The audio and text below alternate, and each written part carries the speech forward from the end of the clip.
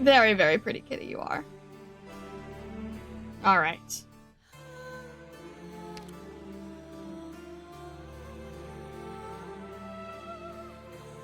The legends speak of a black cat.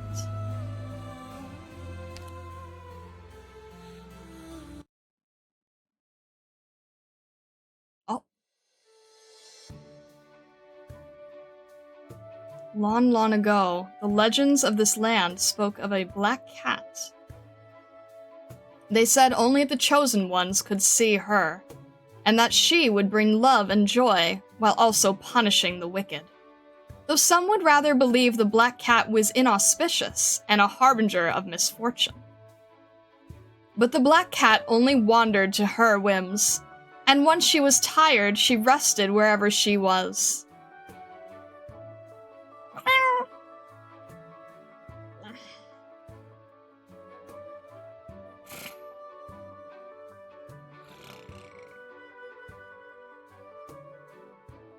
Today, an uproar awakens her from a nap.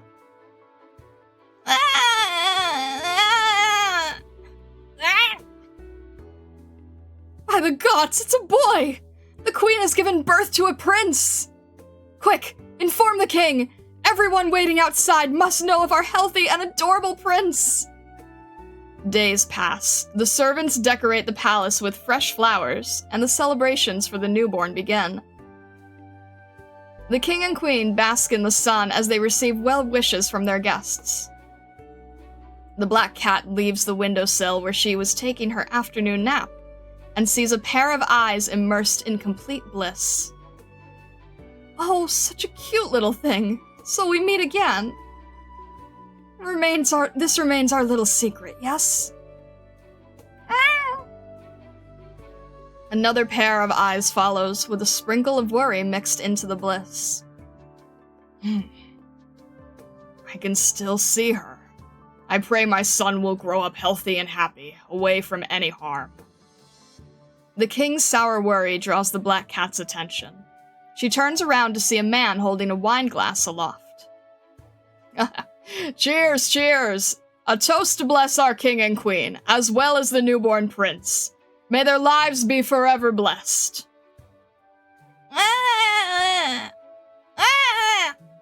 The black cat shakes both tails and prances into the baby's cradle. The king and queen do not stop her, and everyone else seems unable to perceive her, but the little prince who was bawling in his cradle begins to giggle. He reaches out his hand, trying to grab the cat's drooping tails.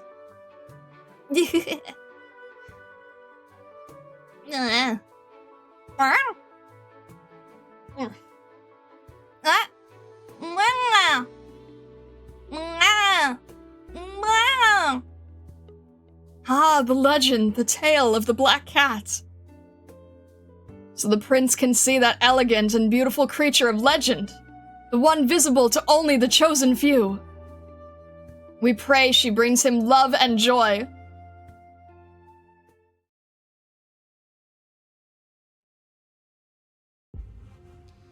More than 10 years later. No! Impossible! Father was a king as great as a god, so how could he have suddenly become a corpse lying in a cold coffin? Uncle! Uncle! Mother fell into a coma from her overwhelming grief while I was studying abroad. Could you tell me what happened while I was away? How did Father become like this? My dear child, I am as shocked as you are. The physician said perhaps it was a wicked insect from the gardens that stole your father's life away with its vile poison. All I can offer you is some time alone with him, so you must say your last goodbyes. But do not grieve over much, dear child. Now I must inform those outside of the palace's affairs and leave at once. Yes, go, Uncle. Father, how did this happen? Who has the answer?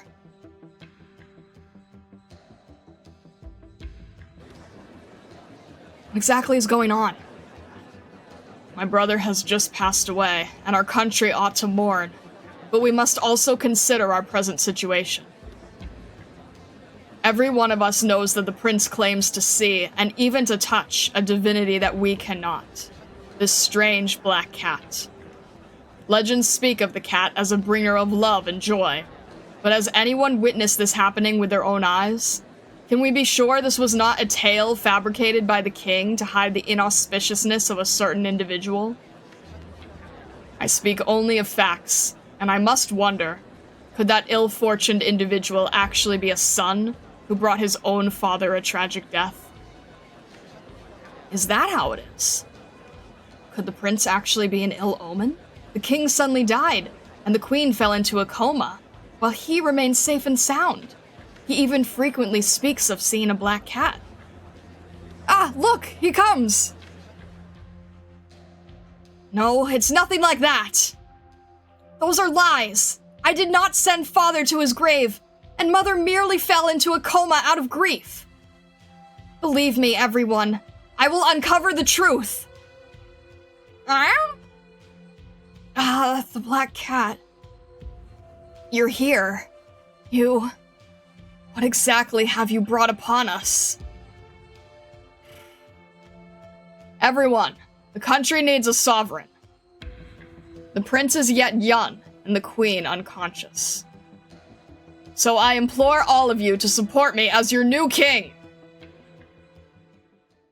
Oh, that's not suspicious at all. Have you no shame? To publicly declare my son an ill omen. You may have taken advantage of my coma, and my son's youth to crown yourself king, but still I spurn you. I hold nothing but contempt for you, usurper. I know well that the black cat is no ill omen, and the same goes for my son. There is no way he would slay his own father. Hush now, you act nothing like a queen. Your manner bellying only your madness and obsession. Your husband's demise has stripped you of your sanity. Yet still you hope to excuse your son from this. I sit on the throne now, and all my words are the truth. Disgraceful dreg of the land, to snatch the throne for your own not even a week after your brother's death. To accuse his wife, to slander his son. I must declare you as the one who murdered our king! What nonsense are you on about? What did you even see? When you ascended the throne, I opened up his tomb and coffin. I know why you hastened to put him in the ground. For his chest bore a wound only possible from a dagger strike. Dare you say you knew nothing about it?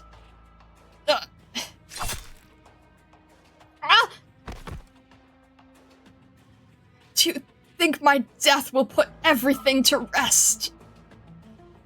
Mother! Mother! I can hear him, my child. He'll be here soon. Mother! Mother! You've no window to move my body away now. I must have him personally witness exactly what you've done. I'm here, my child, I'm here! You wretch! Mother! What happened? Why are you like this? Am I to blame for this? Because I can see the black cat? Because I truly am an ill omen? I killed father and now you, mother! No, not at all. The black cat shakes both tails and sits down in a corner. She tastes sorrow, mixed with pity and worry from mother to son. My child, I wish to tell you, you have done absolutely nothing to bring shame to your father's legacy. The black cat you see is by no means inauspicious as your uncle claims. Mother, why? How are you so sure? Because, my child, as I walked with your father into the matrimonial hall dressed in white from head to toe, as flowers and blessings fell upon us, I saw her. When I felt unwell and sought a physician, who told me you were already in my belly, I also saw her. In every moment of incomparable bliss, I could see her azure eyes, hear her comforting purrs. My child, you must believe me. She is a symbol of joy, a messenger of love, and she will punish the wicked. You can see her, so surely you are a union of love and joy. The queen's arm droops, no longer having the strength to hold her son's hand. The black cat jumps twice, landing on the palace windowsill. The queen feels as if her eyes are looking into the distance outside the palace. Ow! The prince watches everything unfold in shock. He wants to save his mother's life. He wants her to remain with him always. But his mother only says, "Run, child, far away from here. Your uncle may have killed me, but you are yet young. What can you do with no power to your name? Leave that thief on his ill-gotten throne. Stay far away from that murderer who you have no power to resist. Go now, quickly." Mother, no! No, mother! The queen's hand drops onto the floor, splashing into a pool of blood.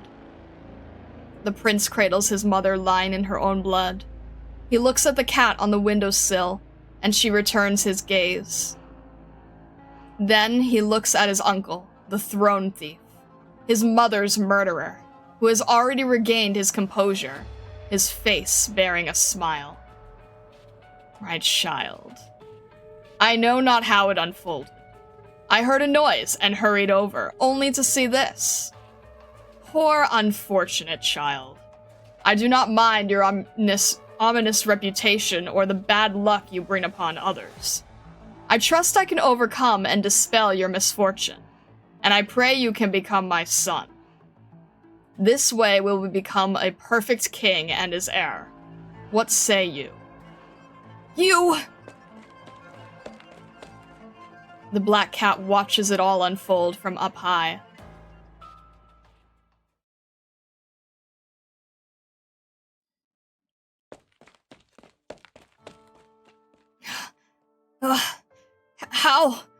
How did things turn out like this?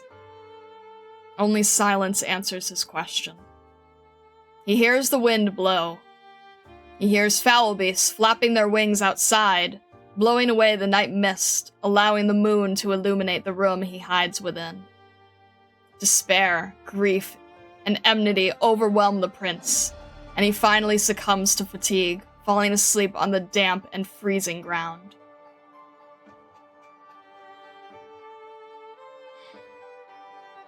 Father? Father? Father! Is that really you? Is this a dream, or has your ghost finally appeared to me? I am a ghost wandering between realms, only under the cover of night, able to share the secrets known by none.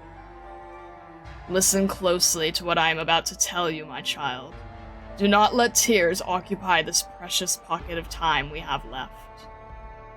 If anyone tells you it was an insect that took my life, his words are false, and you must remember this. He is the murderer who took my life. Sunlight, dawn. I sense a scent that belongs not to me. I must go now, my child. Do not forget my words.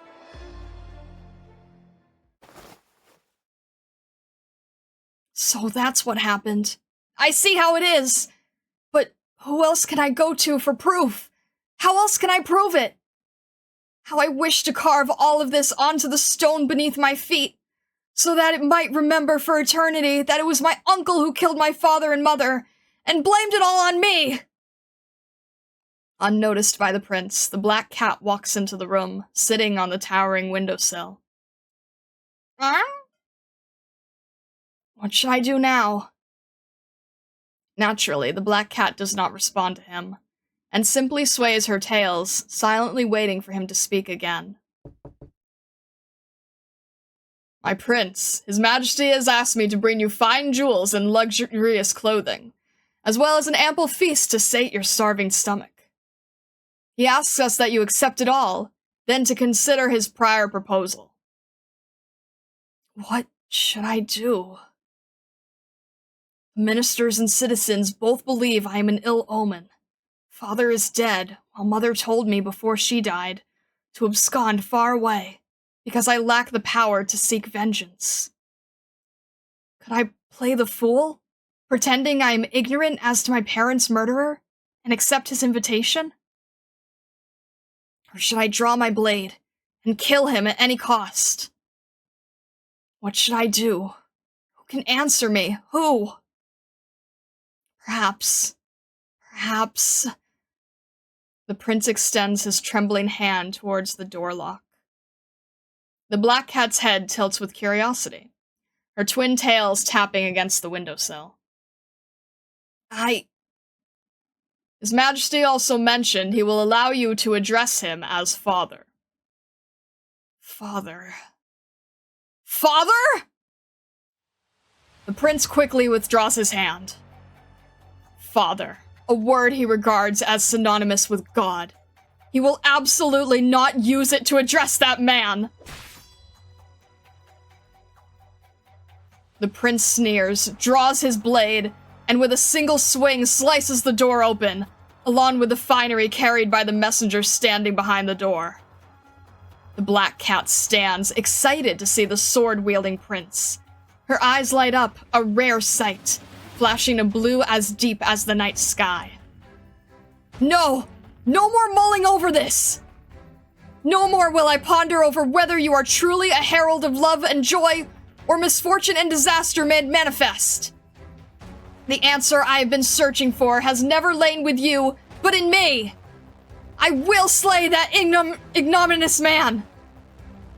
The messenger long gone, all that remains scattered on the floor before the entrance is tattered finery concealing chains, linked to iron weights prepared by the new king in case the prince had refused. He planned to shackle both my limbs and life in iron? Then I shall use them to destroy his life in return. Immediately! The black cat leaps down from the windowsill, showing an unprecedented level of interest. The morning light casts her figure as a huge shadow on the ground, as if guiding the prince where to go. All the way to the palace.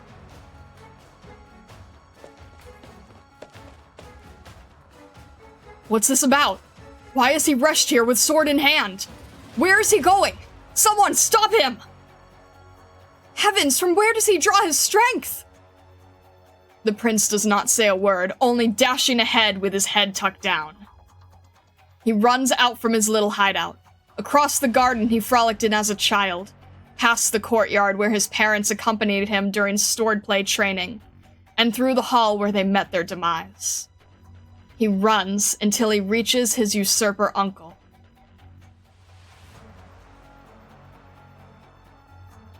You've come, my child. Did you agree to my proposal? No, that's a sword in your hands. You... perish! The prince whips the iron chain originally meant to bind his own hands around the usurper's neck. He uses the iron weights meant to encumber his own feet to viciously pound the splendidly dressed murderer's chest. His fate was to be fixed with lies and malice by the one before him, so he uses the same method to rewrite the man's fate instead. He thrusts his sword deep into his enemy's body. Somebody! Quick! Anyone! Quick, protect the king! Protect the king! Say goodbye to your life! No one manages to loosen the tightly wrapped chains until the king's neck is snapped, his limbs and body smashed, and his rigid corpse slowly slips from the throne he was clinging to and crumples to the ground. The prince finally lets go of his blade and smiles with satisfaction. But he also notices the blood on his own body. The soldiers have pierced his limbs and torso with their weapons, sending blood spilling onto the floor.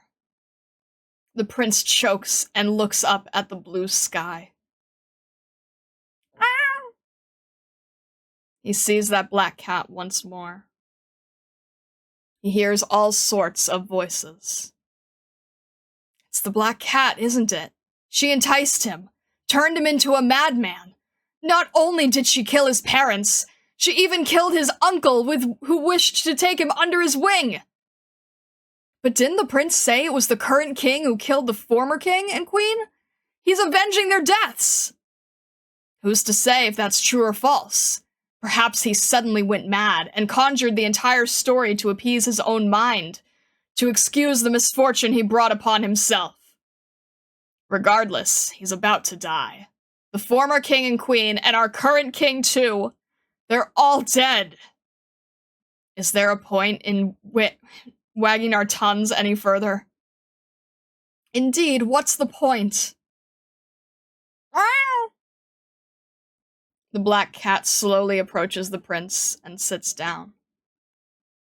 The prince uses the last bit of his strength to look into those azure eyes. What do you think? What I've done, did it mean anything?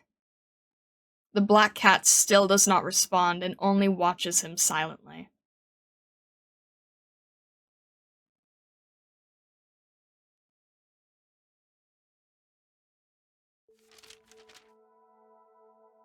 What I've done, did it mean anything? Lucien closes the screenplay. The mysterious and beautiful creature sits on a distant windowsill enjoying the sun.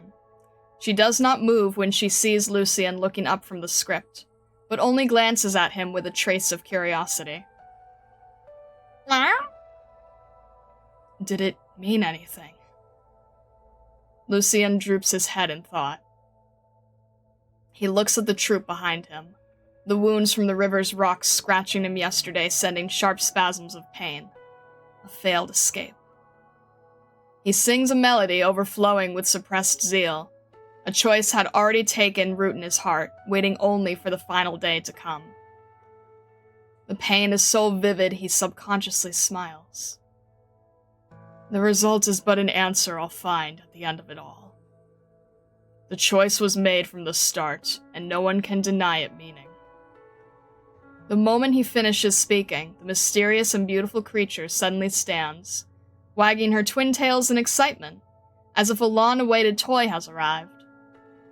Her eyes light up, a rare sight, flashing a blue as deep as the night sky. She hops onto Lucien's desk, and with a show of practically extraordinary closeness, nuzzles her head against his before slowly blinking her eyes at him. Willful lunacy mixed with restrained rancor, like messy but absolutely enticing catgrass, woven into a furry ball of yarn. She likes this answer a lot, and emotions like these. What sort of delicious emotions will this story and this person bring her this time?